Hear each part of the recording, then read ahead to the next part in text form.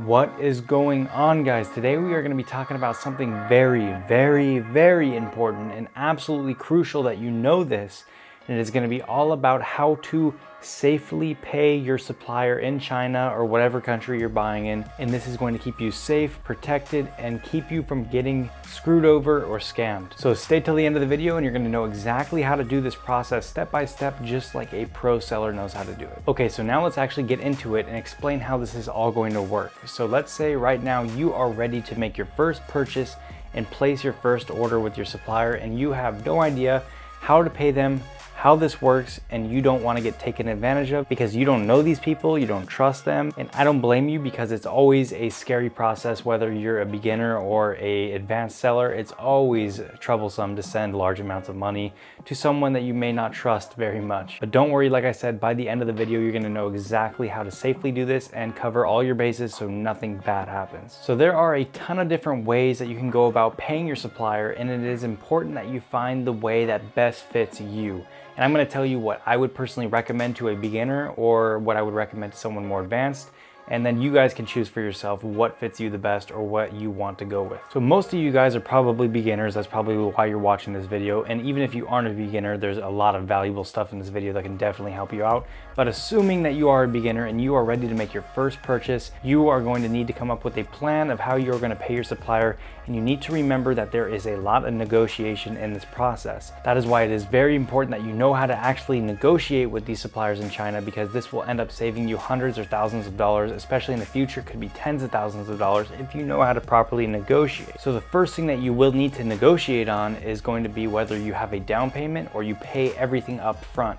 Now, if you are a beginner seller and this is the first time you are working with your supplier of choice, I highly recommend that you go with a down payment and then pay the rest upon completion of the manufacturing. So that means right away you can pay, usually it's about 30% up front. So say your total order is $1,000. You're gonna pay 30% up front, which would be $300 up front. And then when the manufacturing is completed, then you will pay the other $700 to complete the total payment of $1,000. So this is going to be your first step of security. We're going to try to put as many walls of security between our supplier and us to make sure we are as safe as we can possibly be. So that first wall of defense is making sure that we only give them a down payment up front, and then we finish paying them the rest after the manufacturing is completed.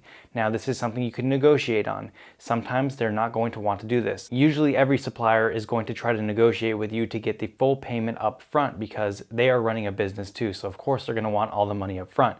Just as if you were running their business, you would probably want all the money up front as well. But this is why negotiation is important, and you need to know how to do it, because it's not always easy negotiating with a person from another country. So you need to know how these pro sellers and experienced sellers actually negotiate with these people in China. And if you guys want me to teach you how to negotiate with these suppliers in China, along with everything else when it comes to running an Amazon business, then I do have a private course taught by myself that takes you through the whole process from start to finish. And it also comes with my personal one-on-one mentorship. And that basically means you get to ask me whatever questions you want, whenever you want, and I will give you my advice, my opinion, and I always respond within a few hours. And it also comes with a ton of other different things that I incorporate into this to make you guys go through the whole process as smooth as you can, such as my business connections to save you a lot of money, my personal templates and negotiation templates and things like that.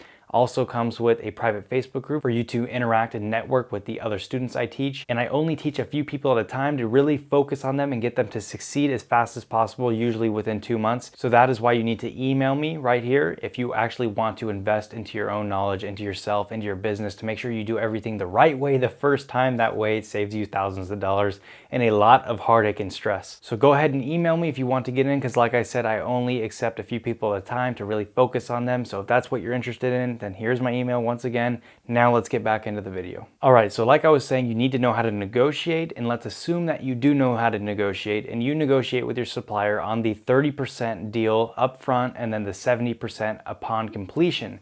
So you're probably wondering how this makes you any safer in the process, and I'm going to tell you exactly why. The second wall of defense for you is going to be a product inspection, and that is going to be something that happens in between the 30% payment and the 70% payment.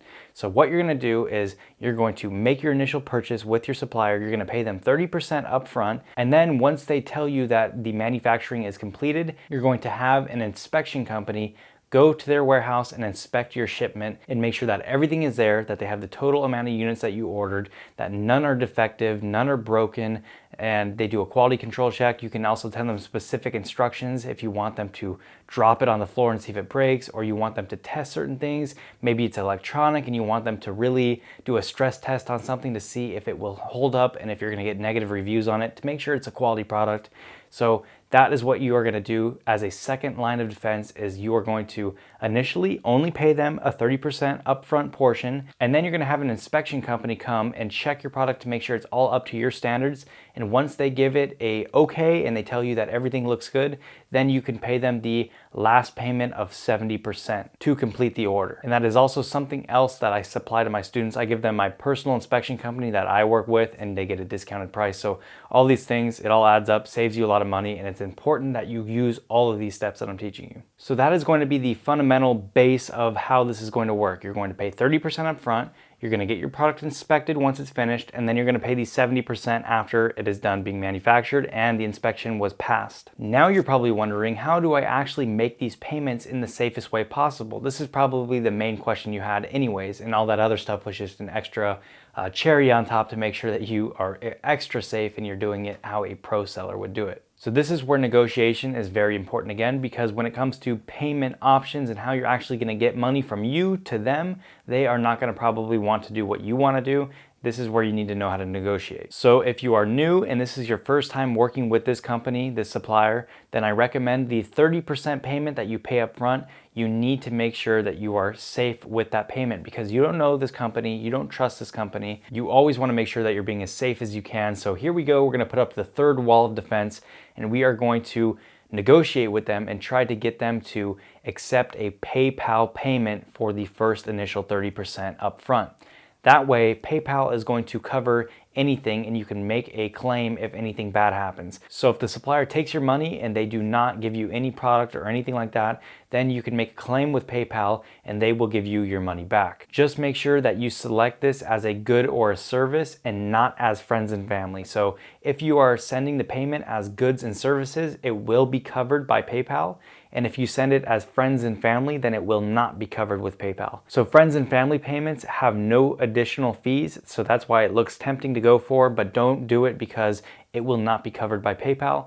And then the goods and services payment that you need to go with is going to be usually around a 4 to 6% fee. But that is totally worth it for your initial 30% upfront, because they will cover anything if anything bad happens. Now the fourth wall of defense that we're also going to be putting up, I think we're on number 4, is we want to pay with a credit card on our PayPal account. So we are going to make the PayPal payment for our initial 30%, but not only are we going to be safe using PayPal, but we also want to use our credit card to pay through PayPal.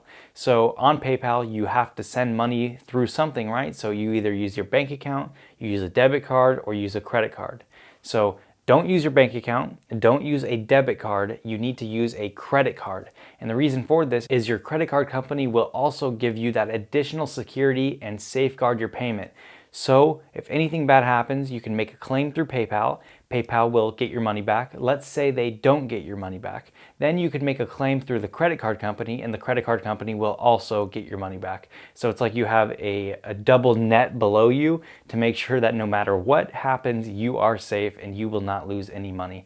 So you are having the initial coverage from PayPal, and if that doesn't work, then you have the coverage from your credit card company. So that's why it's important to make a payment through PayPal using a credit card. Now the reason that your supplier probably won't want to do this is because with a PayPal payment, you are going to have to pay that 4 to 6% fee, and they are probably not going to want to pay it, so they're going to make you pay it. If you're okay with doing that, then go ahead and pay the 4 to 6% fee, but remember that can be a lot of money, especially on a big order.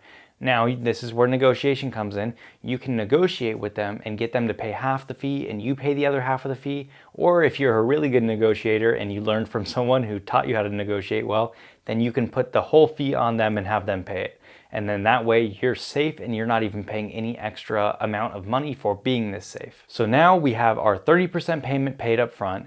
We paid with PayPal, we used our credit card, and now we had our inspection done and our manufacturing is completed, our inspection passed, and we are ready to make the last payment of the 70%. Now, this is where it is up to you. If you are a person who really wants to be safe, then you can go ahead and make that additional 70% charge through PayPal, just like we did the first time. So you're going to use PayPal, use your credit card again. But the reason that sometimes you probably won't want to do this is because a 4 to 6% fee on the 70% of the order, that's going to be a big amount of money taken from you by PayPal. If you didn't know how to negotiate and have your supplier pay half or your supplier pays all of it, that is going to be a big hit for you financially, and that is not something we want to do. So what I recommend is, if everything went well through the whole first part of the process, through the inspection, through the initial payment, and nothing bad happened, they did your manufacturing, everything passed, nothing wrong happened, then you can go ahead and send your second payment as a TT transfer, and that is a telegraphic transfer, but a lot of people also know it as a wire transfer. So it's a bank-to-bank transfer, wire transfer. I'm sure all of you have heard of wire transfers or wiring money to someone.